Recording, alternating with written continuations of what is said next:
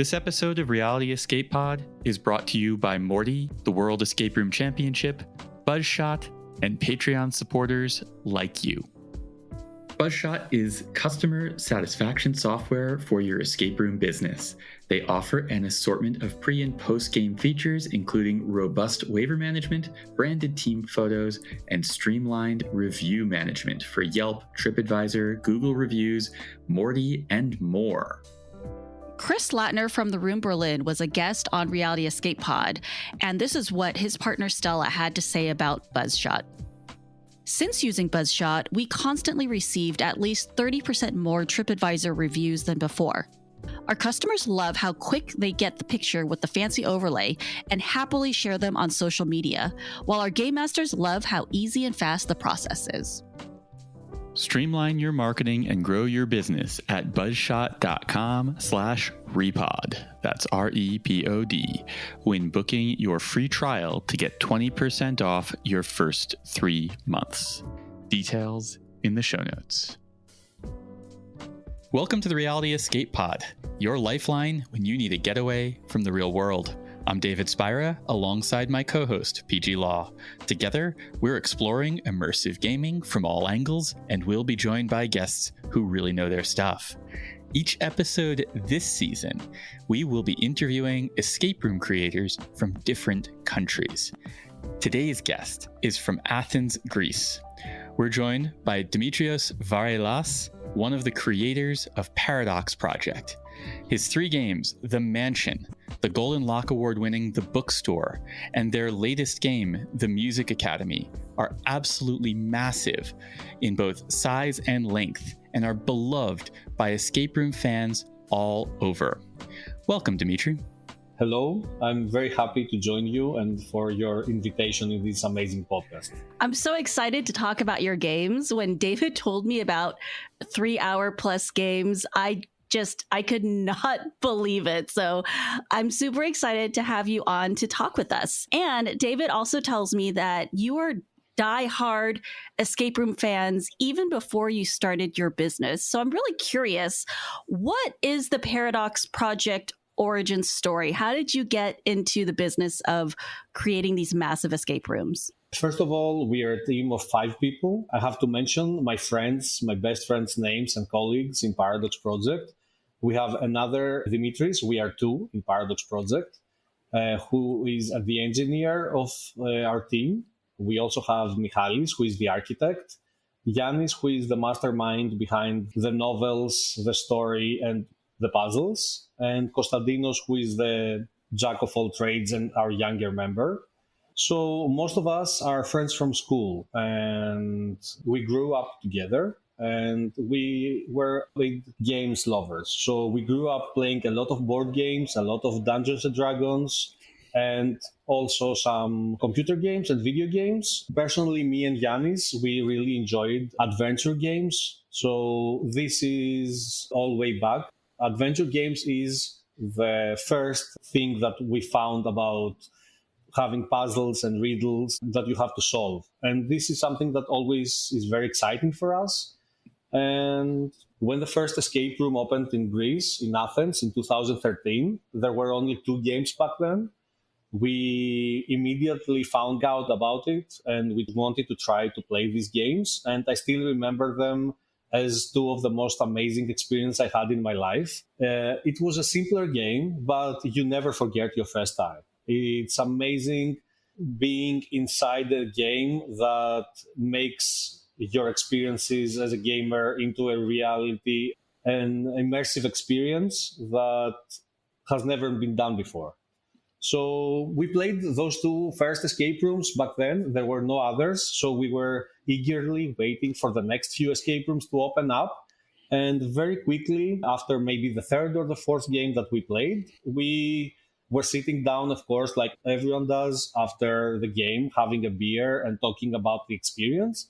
And we decided that we really thought about what can we make better. This thing could be like that, or why was that given in that certain way? How could it be done a little bit better? Slowly, just by discussing and having the conversation about gaming, the idea fell on the table that maybe we should try to open one of our own games. Do you remember when you guys were talking about what you could have done better? What were some of the main points that you thought could have been improved upon? One thing is that sometimes we felt a little bit lost. Some of the puzzles were very nice, but the flow of the game was not guiding you enough. And we found ourselves wasting time that, it can be annoying sometimes when you don't know what you're supposed to do. And the second part that is very important to us, and it was the beginning point for our approach to the games, is the story. It is very important for us to have a reason why you're doing something. And that's what we strived for back then, to write a story that is coherent. For us, it is very important for the story to unfold during your play. So you find out clues about what's going on and to offer a more immersive and complete experience. Yes, I agree wholeheartedly with these points. And good cluing for the puzzles. I think that's super important, and having a good narrative. I often talk about how escape rooms have regional flavors, but I don't think that I've ever visited a place that has a more defined style than Athens, Greece. And the biggest thing that jumps out to me was the incredible lengths of these games. Of the 10 games that I played in Athens, the shortest one was 90 minutes, and the longest, the Bookstore, was 200 minutes. How did Athens end up with so many incredible and long escape rooms? That's a very interesting subject. Back then, before us starting our first game, all the games in Athens were 60 minutes. There were a couple that were 50 minutes long that were supposed to be the easy ones. And I think there was only one or maybe two that were 70 minutes. And they were considered the long games. That's pretty normal. Yeah, most places I would say 50 to 70 minutes is typical escape room length. So we started designing our game in 2014, and we had some very key points in our minds about what we wanted to create. One of them was surely the duration. 1 hour games were not enough for us. When you are having a good time as players, that time goes by so quickly. So we wanted to make something that is longer so it could leave a better impression on the team. And, sometimes when we booked games in other escape rooms that were 1 hour long, we tried to book two of them back to back. So this pushed us to understand that why play two separate games with two separate themes instead of one longer game? If I go back to think about our driving points for the first game that we wanted to create, one was the duration, of course.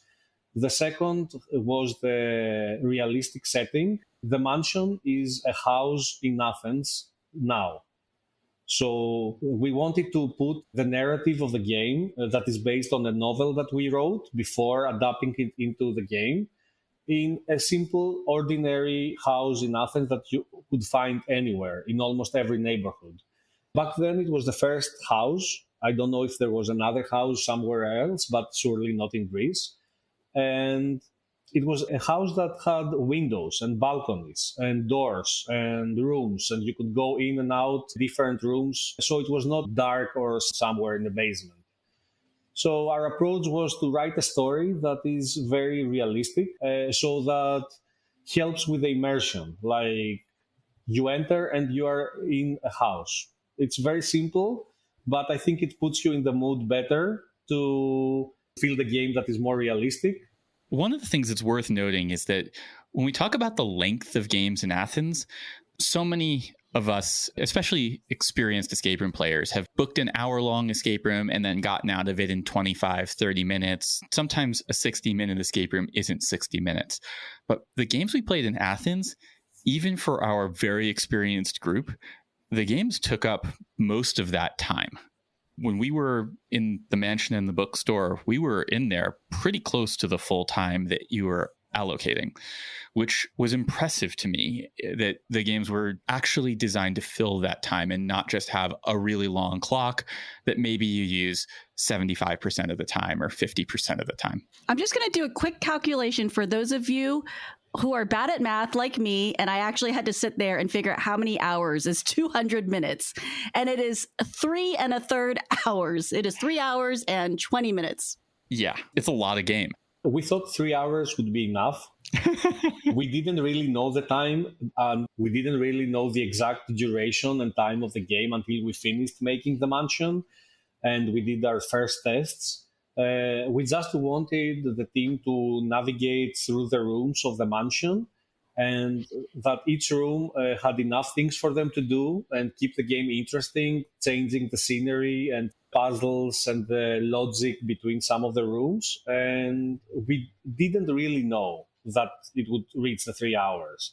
Sometimes we found out when you design something, it's always a little bit more complicated and longer than what you have in your mind until you run a few tests in the beginning.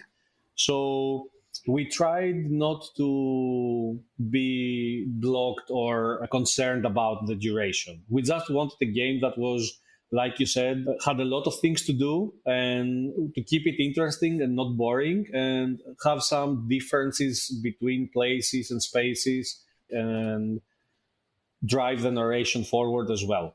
So when we ran the first tests, we understood that the game was 3 hours long. And it was a little bit maybe more than what we expected, but we want to give the teams enough time to feel like there is enough time to do everything that needs to be done. But like you mentioned before, in most of our games, regardless of the experience of the team, the majority of the teams need a lot of time to finish the games. And the good thing, in my opinion, when we design the games is that because they are long, even if a team is behind the timeline that we don't really like to use that expression on Paradox Project, there is always time to catch up. We had teams that were not doing well in a part of a game, and then if you solve 2 or 3 things relatively quick, you're back on track. So I think this is something that, as a gamer myself, I like to have that feeling that you're not getting dragged or pushed around the game to catch up with the time frame. Because sometimes when a game is 1 hour long and it's very difficult, if you are behind, you are behind. Sometimes you feel like there's no time for me to catch up anymore. Yeah. And not many escape room creators have produced a game that lasts more than an hour or so, let alone a 3-hour game. What are some of the design considerations when creating a game of this size and length? That's a whole big conversation. Let's have it. Yeah, you can approach the question from many different angles. First of all, we approach the game in general like a movie. So we first sit down and write a story. We choose the story that we would like to adapt and write something that is a short novel, which is a guideline for us. So we want to have the characters and make their backstories, even though some of these details might not end up in the game. But we want to know who are these people who you meet when you play the game and the motives behind them. What's happening? What happened before and what's happening now that the team is there? So we had tried to adapt it into the game, and then comes the design process of the rooms and what is the flow of the game? What are the rooms and how does the team maneuver through the game? From which room? And are multiple rooms available at a time? Does the teams have to make a choice or not? Is it a good idea for teams to split up or not? Like, you have played the mansion and it's not a big spoiler. Everything that I say is not a spoiler because I hate spoilers. It's one of the worst things in my life in every aspect, escape rooms, movies, video games. So I'm not going to spoil anything. But in the mansion, the idea was to have a more open space for the teams to explore. So the game is not linear, which is another very overused and badly used expression, especially in Greece. There are many teams who always ask, is the game linear or not? There's not a clear answer for that. I agree. Even the teams who ask that, they don't know what it means, or it might not help them to tell them yes or no. Yeah. And I think that sometimes people get nervous or upset about linear games because they are bringing a larger group. And if you have a large group, then a linear game where you can only solve one puzzle at a time can sometimes feel really challenging because you're competing to touch and interact with it. I don't think linear versus nonlinear is inherently good or bad. There's good ways to do both. Exactly. But our mindset was, I don't want any of the team, despite how many people are in the team, to feel bored or left out. So in all of our games, except for some specific puzzles that are the hard ones of the games, there are always 2 or 3 things to do at the same time. So we give the teams the option to maneuver themselves as they feel fit. And if someone doesn't like what their friends are doing, go try and do something else if you want. But we leave it up to the team. This is something that some people appreciate and some people not, because they prefer to have something very clear about where they should focus at one point. But that's a big conversation in general. Yeah. And when we played, we chose to stick together as a group and tackle each area together so that we could all take in and see it all. But if we wanted to get out a lot more quickly, if we cared about the time that we had, then yeah, we could have split up and divided and conquered and gotten through quickly. But we really wanted to savor your games, and savor them we did. Thank you for that. And this is exactly the way we play as a team. In Paradox, we don't have a high score. We don't have a list of the best time. We don't care at all. And we try to make it very clear to the teams that there's not such a thing. So please enjoy the experience. Try to live and be immersed as much as possible, and don't care about the time. And because you made that so clear to us, we all felt confident that we could just go in and enjoy the game as a group. There were 4 of us, but 4 or 5 is the optimal size team for a lot of the better European escape rooms. And yeah, we just had a blast. I agree. 4 people and 5 sometimes are the optimal number, like you said. And yeah, after designing the layout and how the team would maneuver in the space and their rooms and the secret passages and every surprise that has to do with the set decoration and the realistic approach of everything that is put there, we try to be very natural, to feel like you find objects that you would literally find in a house and in a bookstore and in a music school, not something that doesn't fit the story and the space. And then come the puzzles, which of course is our big love. And this is what we spend a lot of our time when we create a new game. We have a pool of things and ideas about puzzles and riddles. And some of them, we try to see if they fit the story and fit a specific room or a specific part of the story. And sometimes they do, and sometimes they don't. So something that I always say to people is that even if you have an amazing idea, it doesn't really have to be put inside the game if it doesn't fit the story. Some of the things come naturally when you're building, when you're designing, when you spend all of your day scratching floors and painting and building, and maybe you go to a market and buy an old furniture and then you redecorate it and you put a secret door behind the furniture that was not there. Then ideas sparkle up, and it's amazing. This is my most beloved part of the story, is coming up with ideas, brainstorming with the rest of our group and trying to figure out, like, if we are excited about something, would someone else be excited? And does it make sense in a way that is both exciting and new and fresh? And this is something that I think works well with our group, that we are 5 people and we have the background of our friendship to be honest with each other, to be very real. If we don't like something, we say it. If we think that it can be improved, we try to make it better. And this is something that works well with us. So I find it amazing when there are other people who create amazing games just by one person. Like, for me, this is an epic task. If you don't have a feedback, it's not our way of doing it. So I really appreciate when a whole escape room or a video game or something is done by one specific person. Totally agree with that.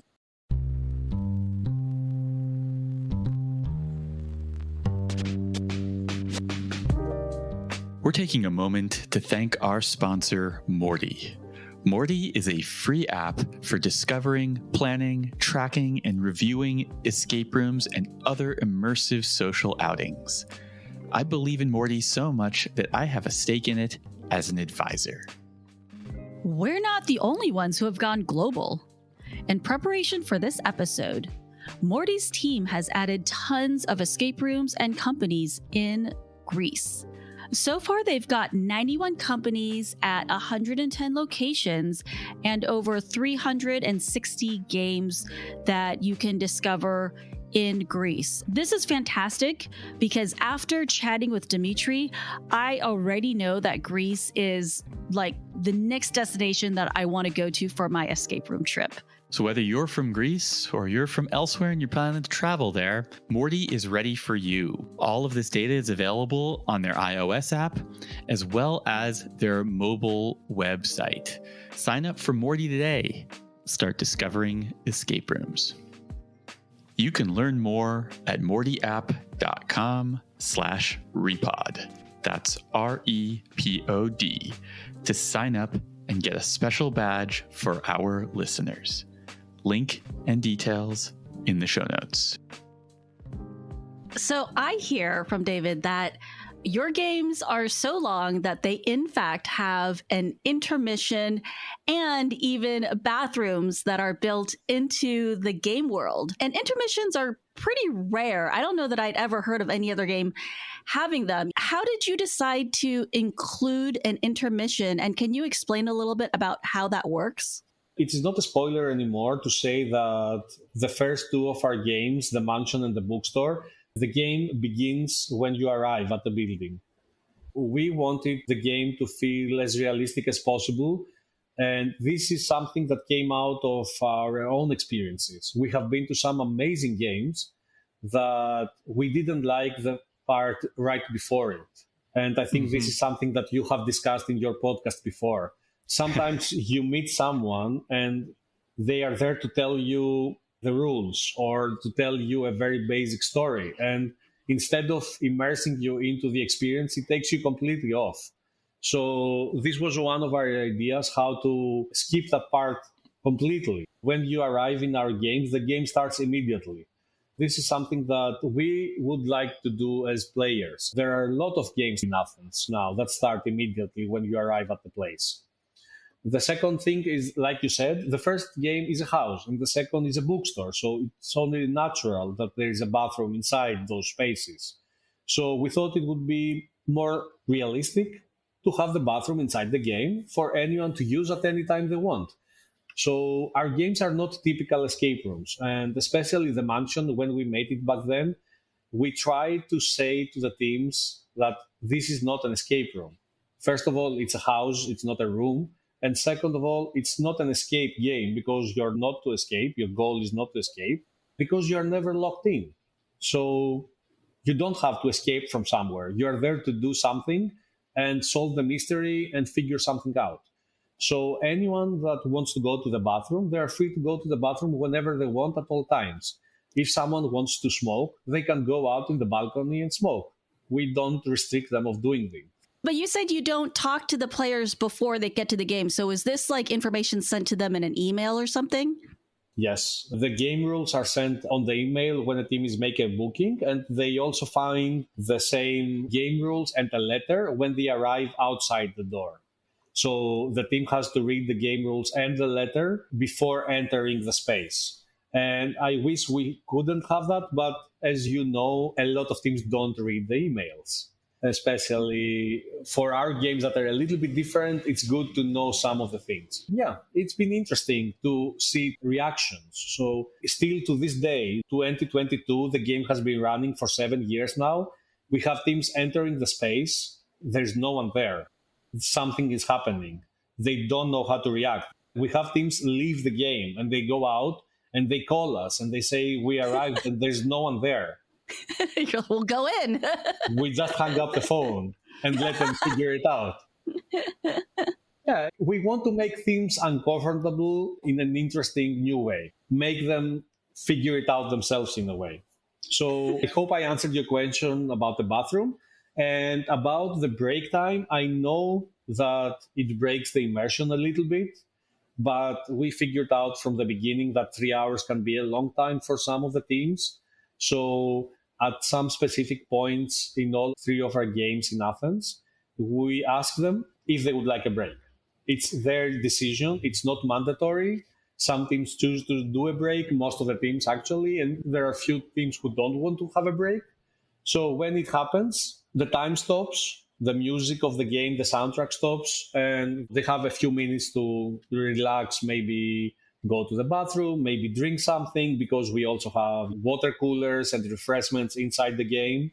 I really appreciated the intermission in both games. It felt really good, especially in these longer games and in the warmer climate, to just take a break, have a little bit to drink, go to the bathroom, and not feel all this pressure. Because sometimes, like in an escape room, even when the company tells you, oh yeah, you're free to go and use the bathroom whenever you want, the door is open, go do it, you still feel like, well, if I go, I'm missing a lot of stuff. You're missing out. It's like going to the bathroom in the middle of a movie. Yeah, exactly. So it felt really good to just have that little break, have a couple minutes to like just hang out with my teammates, look at each other and nod and be like, oh yeah, this is a good time, I'm enjoying this, and then get back into it.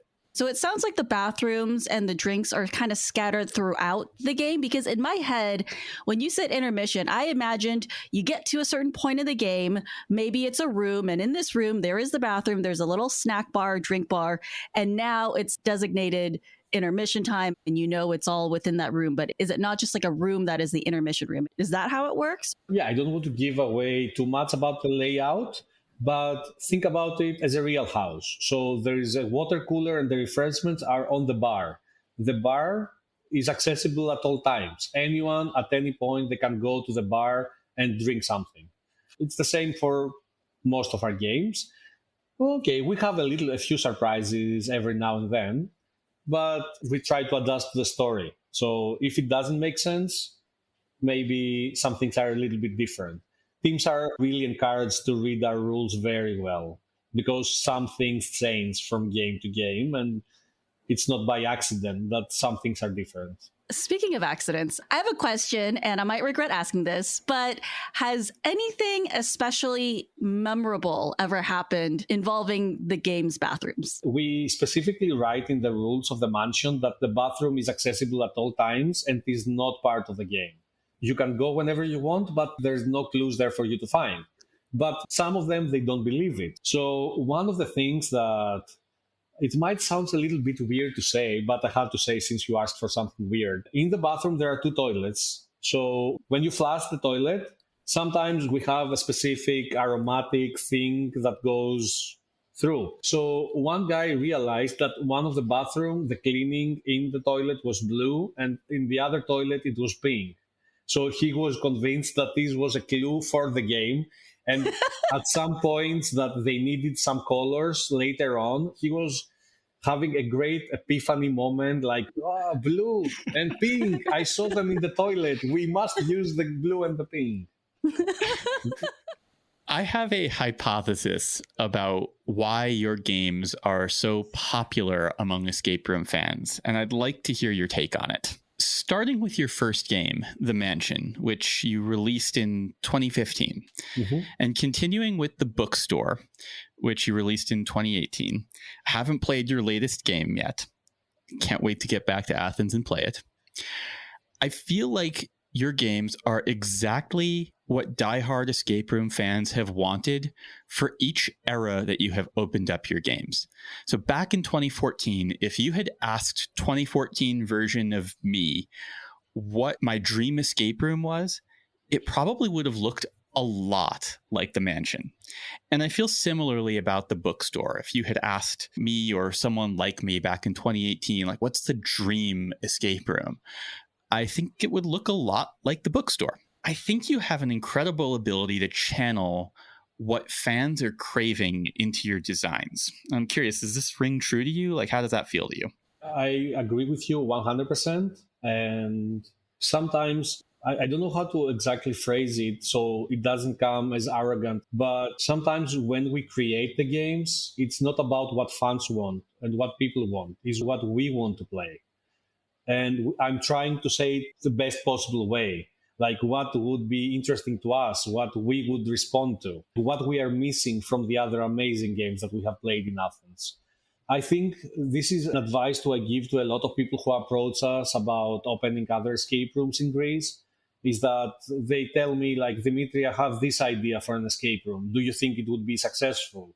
And my reply to that is, I don't know if it will be successful, and you shouldn't mind so much about answering this question.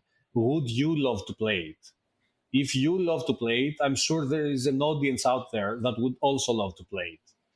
So if you do something that you are really passionate about and you really love, I'm sure not everyone will like it. Of course, games are subjective, like movies and video games. Not everyone is going to like everything, but there's going to be people who respond to it. And this is how I react. The more games I play, because now I have played around 350 escape rooms, I used to be much more judgmental in the beginning of my games. And the more I play, I try to appreciate the creative mind behind the game. So even if we don't like everything, I really have a nice time. It's like, I don't know how to explain it as a metaphor, like taking an X-ray of someone's brain or going in someone's thoughts and taking a look around. So for me, this is very interesting. And this is something that takes me back to the games again and again. What you're talking about is very much in line with the reviewer philosophy we have at Room Escape Artist, which is that our goal isn't to go and just cast judgment on whether we liked or disliked the game. Our goal is to try and understand, why was this game created? What was the goal of it? And who is it for? Who's going to enjoy it?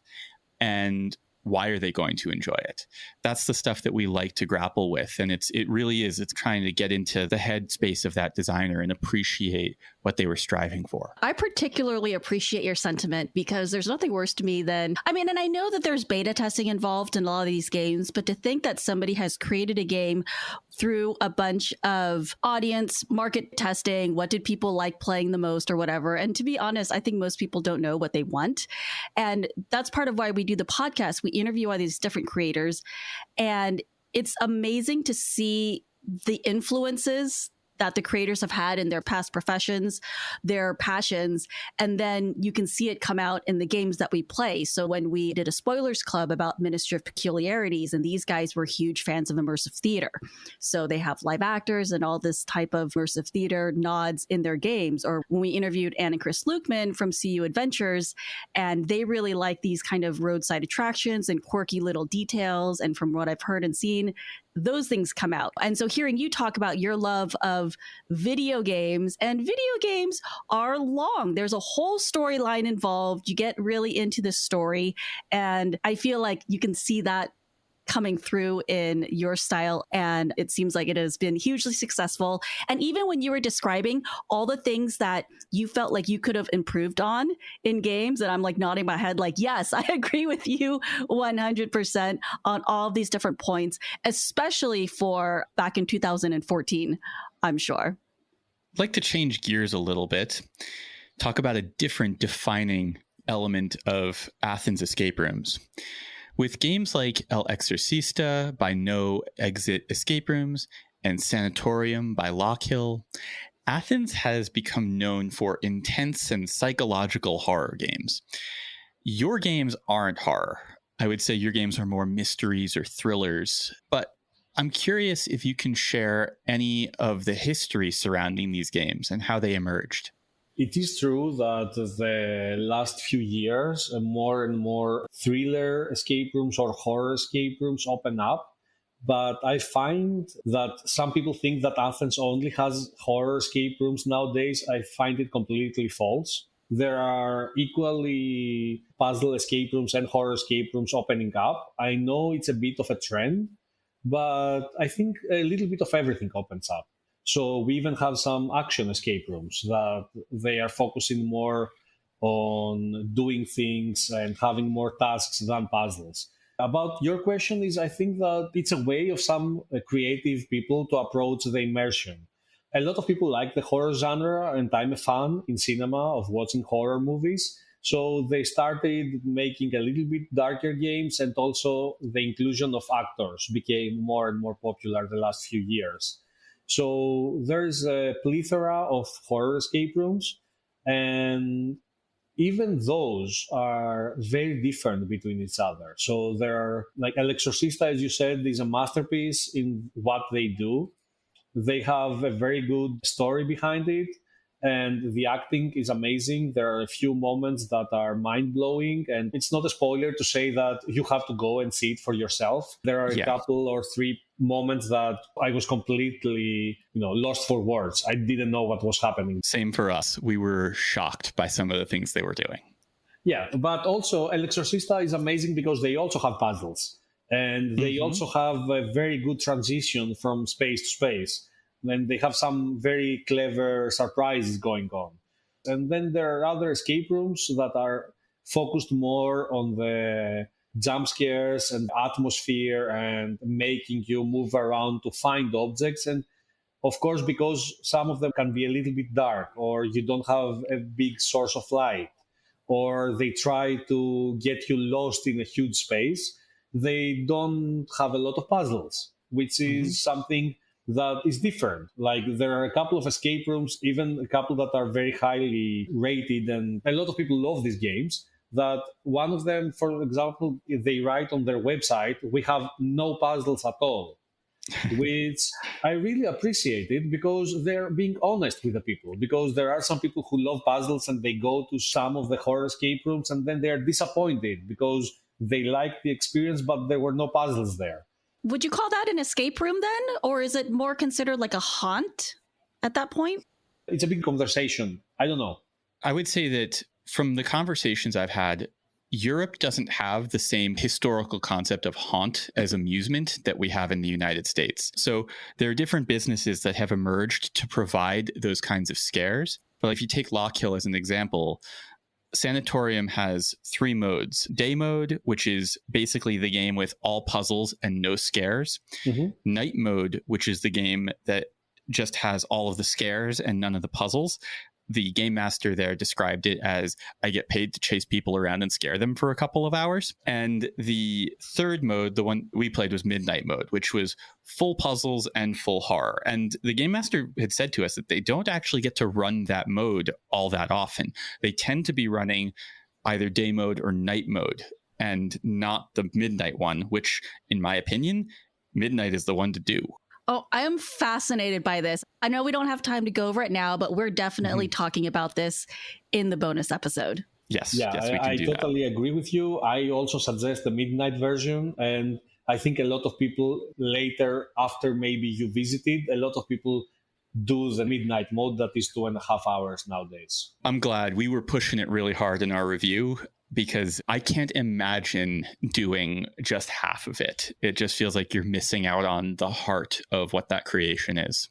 I agree. And also, to come back to what David mentioned, PG, this is true. In Athens, we don't have horror experiences. We don't have horror houses. This is a concept that we don't have here. It might be more popular maybe in the UK or in some other European countries, but here we didn't have those. And maybe it was like a small horror house in an amusement park, but it was more light for children. It was not something major. So some of the escape rooms are providing something that is more scary and more different. About if it is an escape room, this is a whole huge conversation, because someone can say that if you are locked in a space and your goal is to escape, it is an escape room. It is an escape experience. For me, I grew up thinking that the major number one thing in escape rooms are the puzzles and the riddles.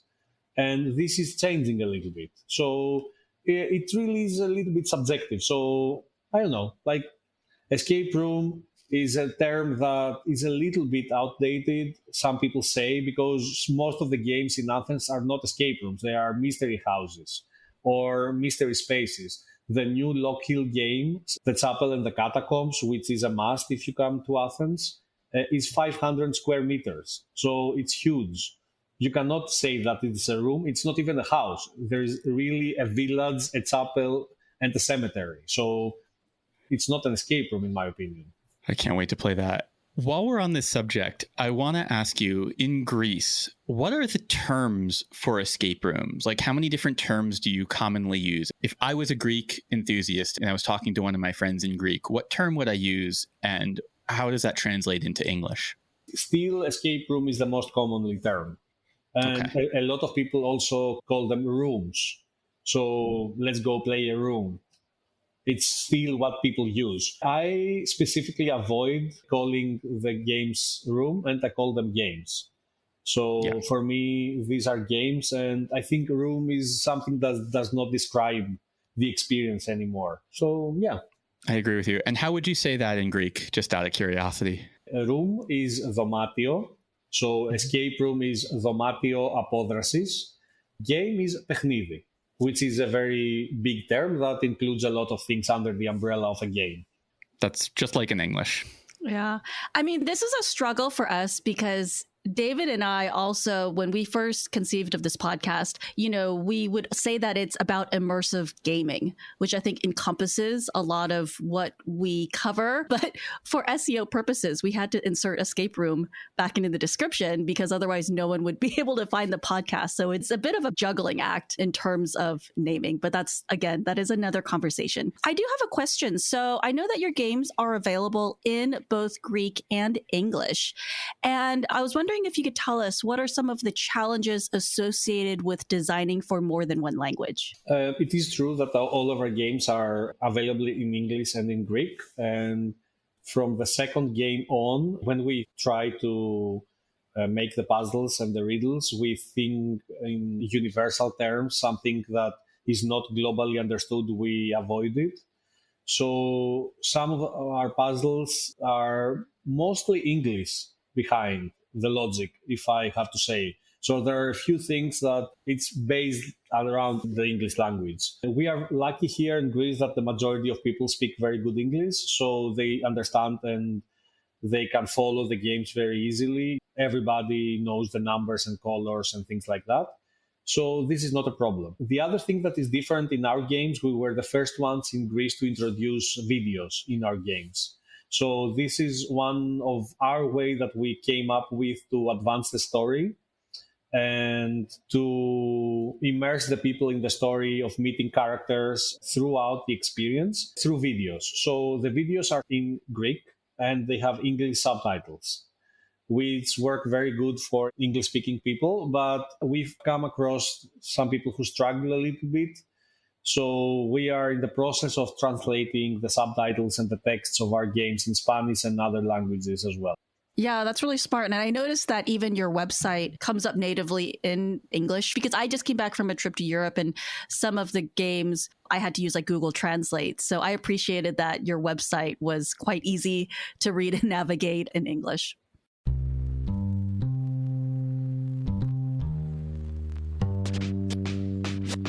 We're taking a moment to thank our sponsor, the World Escape Room Championship, a global competition for escape room players.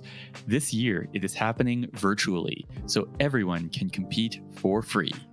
The elimination round is happening on the 5th of November, and the top 100 teams will go on to compete in the grand finale on the 26th of November. This year's winners each receive a Nintendo Switch Lite.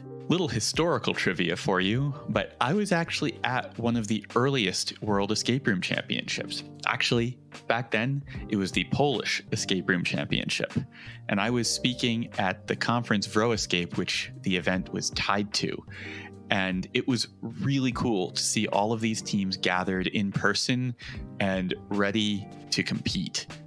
I got so excited when I heard that this competition used to be in person, and I think it will be in person again in the future.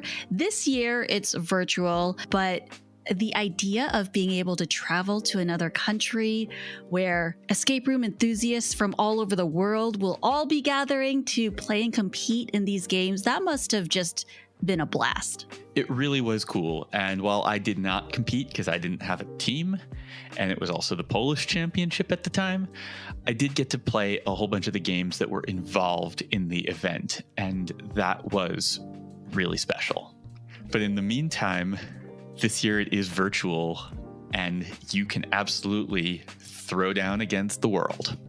Gather your team of 2 to 4 competitors. You must each create your own accounts on the ERChamp website. Whether you're in it for fun or you're in it to win it, I wish you luck. You can learn more at erchamp.com. Details in the show notes. One last question about your games, and that is the Bookstore has a actual bookstore facade, and we'll have a photo of this in the show notes. How has that been for your business? Have you had people trying to get in, trying to figure out how they can buy books? Yeah, you're correct 100%. Like I said, the mansion and the bookstore, we haven't mentioned it today, is one story. So the bookstore is a sequel to the mansion. It's based on the same book that we wrote. So the mansion is a game that's happening now. It's more straightforward. You arrive at a house, something has happened. So the game is 3 hours real time inside the house. Underneath the house is a bookstore. So upstairs is the uncle's house and downstairs is the uncle's bookstore. So we had it in mind from the beginning when we rented these 2 spaces, that it would look like a real store, that from the outside people would walk by it and think that is a real bookstore. And what you said really happened. Like when we were building it, a lot of people came knocking or entered trying to buy books. Or there was a woman with her daughter and they saw in the glass window a very nice edition of Alice in Wonderland. And the little girl wanted the book. So we took it out and gave it to them because for us it was just decoration. So yeah, this is what we wanted to do, make something that is immersive and believable. Because sometimes you go to an amazing room that has amazing puzzles and great flow, for example, and the setting is not realistic. You know, there is some suspension of disbelief, like everything in life, but sometimes it needs too much. Yeah. And the Music Academy, which is our newest game, is really set in an old music school. And this is something that we tell to teams and they don't believe us.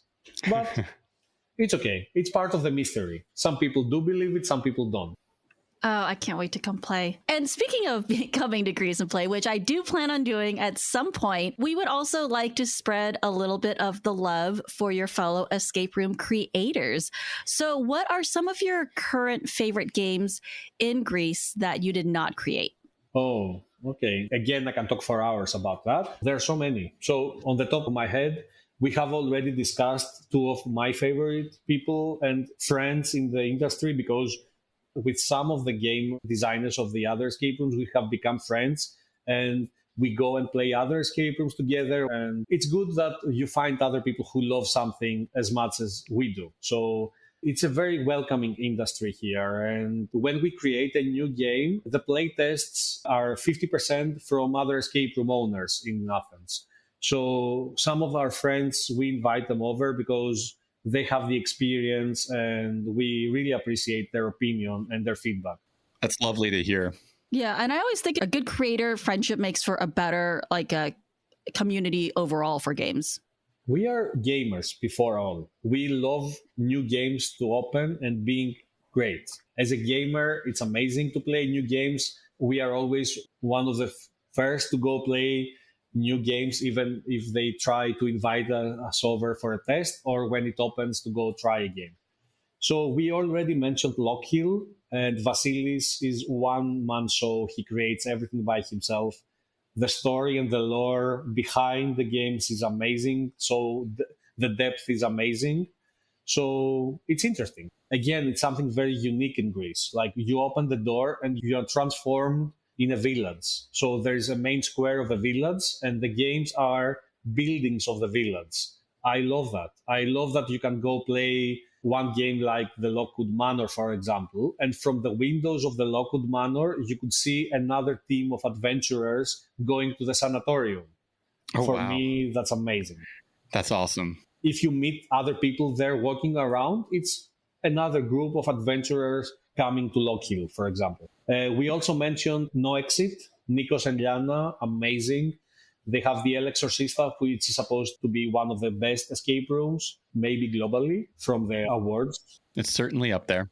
Also, Death Row is their last game, which is a prison setting. And I know we have all played a lot of prison settings in games, but this is my best prison experience. And Nikos is amazing with his hands as well. He makes secret passages and things move in ways that we have never seen before. I would also like to mention Escapolis, our dear friends, Yorgos and Yannis. They have 9 games in Athens in 2 different locations. They have the best set decoration by far, like amazing. We are always mind blown with the decoration, the set design.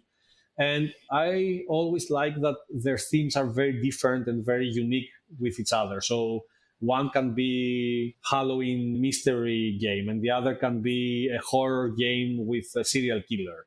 And the other game can be based on Dark Mirror, for example, and is more sci-fi adventure mystery. And they also have a new game that is set in an elevator with the amazing name Hellevator.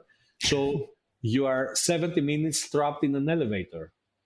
So it's the completely opposite of our games. Like, we were trying to go big, and they said, okay, we have this space, so how can we use it? Let's make an elevator. Great idea. They do a lot of interesting things in their building with relatively small spaces, which does make them stand out among a lot of the other Greek games we played, which tended to be gigantic. Yeah, and also it's tricky. It's much more difficult to squeeze clever things in a small space. There's also another company that has a game called Escape the Car. So you're literally 2 to 4 people trapped in a car for 80 minutes. When I was going there, I was like, what am I going to do 80 minutes in a car? You have to go and find out. Like, you have to be creative to find ways to keep you going on and interesting there. We're going to have to check those out.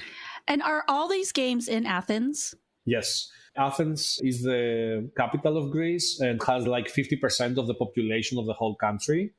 And maybe I would say, on the top of my head, 80 or more % of the escape rooms are in Athens. But Athens can be a big city. When teams from abroad come, especially enthusiasts who want to play many games, they try to separate each days according to area, because sometimes you need a lot of time moving around. The good thing about Paradox Project, we are open 24/7. This is something that a lot of people don't know. What? I could come play a game at 2 a.m. Yes, it was my crazy idea because I'm working full time on Paradox. Back then, it happened when we had only the mansion going on and we had only a few game masters, including me. I'm still running games. I love running games and spending time with teams. The bad thing about having a 3+ hours escape game is that we can only run very limited games each day, 2 or 3 in times that are supposed to be times that people would choose to come. So it was my idea to allow teams to book games 24/7 if they do it in advance by contacting us. It doesn't mean that we are there 24/7 waiting for people. And of course, we have to know that the game is booked at least 1 hour before, because we have a lot of things to set up. It's not like an escape room that can be set up in 4 minutes. I've been listening to that and crying, because in 4 minutes, I cannot go from the control room to meet the teams. So let alone set up the whole game. So yeah, if a team wants to come after midnight, why not? I don't have to wake up early in the morning. So I like to accommodate teams, and especially enthusiasts who come in Athens and they try to play a lot of escape rooms in one day. They find it quite challenging to fit a lot of games in one day because most of the companies are closed in the mornings. Yeah. A lot of companies open up after 4 or 5 in the afternoon. Yeah, and these are 3-hour games. You play like 3 games and there's your whole day. When we were in Athens, we only played 10 games over, I think, 4 days. And it felt like we had played like 20 to 30 games just because the lengths were so long and they were all good. So yeah, it was a really fun time. It is a more challenging place for traveling players to go and schedule. And we were so thankful to you, Dimitri, for opening up in the morning for us, because your flexibility allowed us to actually go and get more games in and get more of what we wanted to do in. Yeah, this is what I wanted to say to everyone who is listening and they're planning to come to Athens. Please feel free to contact me. Every email or messenger message or Viber, WhatsApp or Instagram message, I'm replying to it. And I'm trying to help teams schedule their games. I can give advice about what games open specific hours. I can talk with other escape room owners to see if they can arrange a game outside of their normal schedule. And to be completely honest, something that I say is that if you plan to play 5 or 6 or 7 games in a day, please start with our games first. It's better to come to our games with a clear mind in the morning before heading to other games. So, yeah, why not? If somebody wants to come after midnight or very early in the morning, of course we can arrange it. What comes next for you and the whole Paradox Project crew? So for now, we have these 3 games in Athens: the Mansion, the Bookstore, and the Music Academy.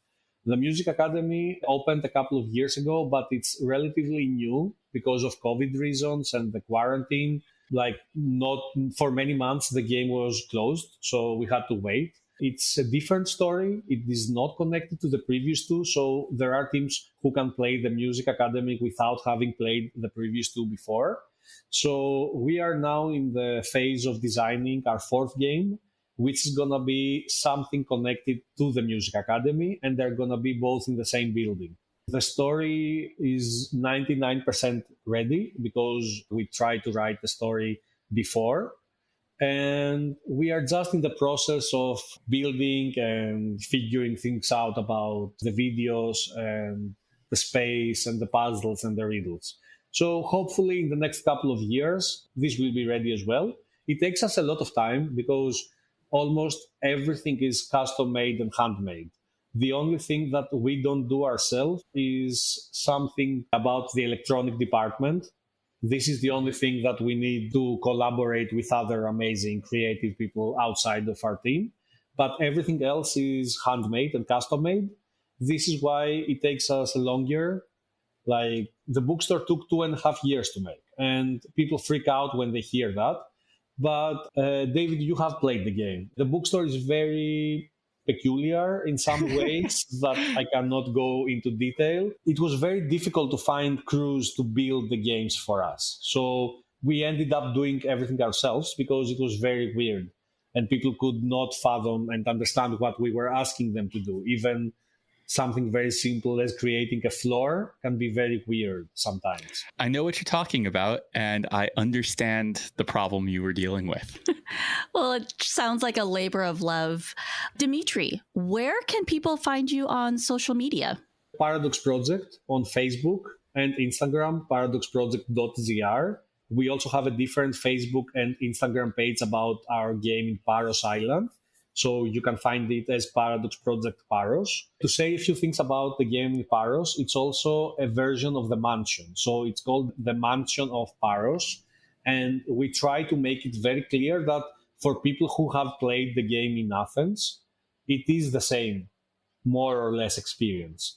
There are, of course, some differences. The game in Paros is 2 hours instead of 3, but the essence and the majority of the puzzles are the same. We will put links to all of those in the show notes. Dimitri, thank you so much for joining us. This has been a delight, and I cannot wait to get back to Athens and play your latest creation. Thank you so much, guys. I really hope you come and play the rest of our games. And PG, of course, when you arrange to come to Athens, please contact me so I can guide you around. He's a good guide. Yes, thank you. I will. The Reality Escape Pod is produced by Lisa Spira, edited by Steve Ewing of Stand Inside Media, and brought to you by RoomEscapeArtist.com, your home for well-researched, rational, and reasonably humorous escape room and immersive gaming content and events. Hi, folks. It's that time again. You know the one where we ask you to back us on our Patreon. Now, I know that everyone has Patreon request fatigue. I have it too. And I know that you're used to hearing that it takes a lot of work to make this content and that the money goes a long way. But it really is true. All of the things that we're doing take a lot of time, a lot of effort, a lot of money. And the support that we get from our Patreon community is invaluable. If you have the money available and love what we're doing, please do consider backing us on Patreon. It means more than I think you realize. Thanks. If you have been enjoying the content on Reality Escape Pod, David and I would really appreciate a 5-star rating and review on Apple Podcast or Spotify. It really goes a long way towards helping us market the podcast and growing this podcast. We'd like to take a moment to thank our highest tier sponsors, Derek Tam, Breakout Games, Jonathan Driscoll, Pat Toupin, Rex Miller, Paula Swan, Scott Olson, and Byron Delmonico. We'd also like to thank our latest patron, Encrypted Escape. Thank you so much for joining our community. As I mentioned before, the mansion is a real house and it's not an escape game. The team is not locked inside the house. The house is always open. So that means that teams can go in and out whenever they want, but also a few strange things might happen.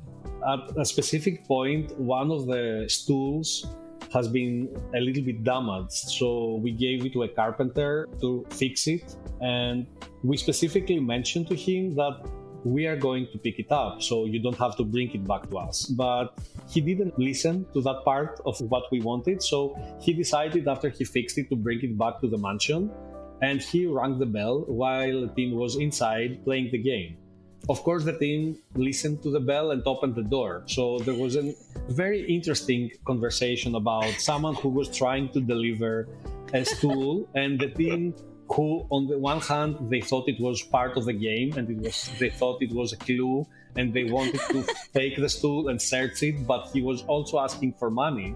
And then it started to get a little bit weird. But, these things are some things that teams remember. Like, these things are not planned, and they give us different spice to the games.